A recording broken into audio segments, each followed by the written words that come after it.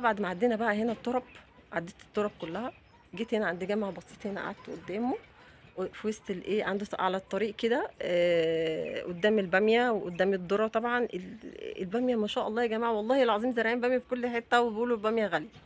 المهم هي مش قصتنا النهارده، تعالوا بقى احكي لكم قصه معفريته لبني ادم، واللي يخاف من العفريت يطلع له. اصل الحكايه بيرجع ان هي اصلها طلعت من الريف المصري. ان كان زمان يا جماعه ما كانش فيه تلفزيونات، ولا كان فيه نت، ولا فيه اي حاجه.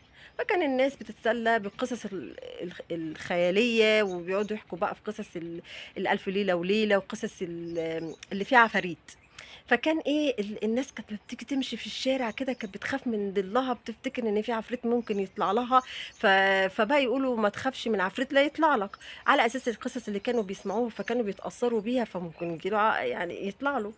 الموضوع بدأ بقى يتطور، والناس بدأت تتطور، وعرفوا ان بقى ايه المعفريت الا بني ادم، هو معفريت الا بني ادم، هو اللي يخوف. معاملة الناس صعبة جدا، وهي اللي ايه، هي اللي تخوف، وهي مش اللي بتأذي الناس، اللي هي المؤذية. فبيقول لك لا، معفريت الا بني ادم، بعد ما الدنيا اتطورت بقى. بس كده، هي دي اصل الحكاية بقى.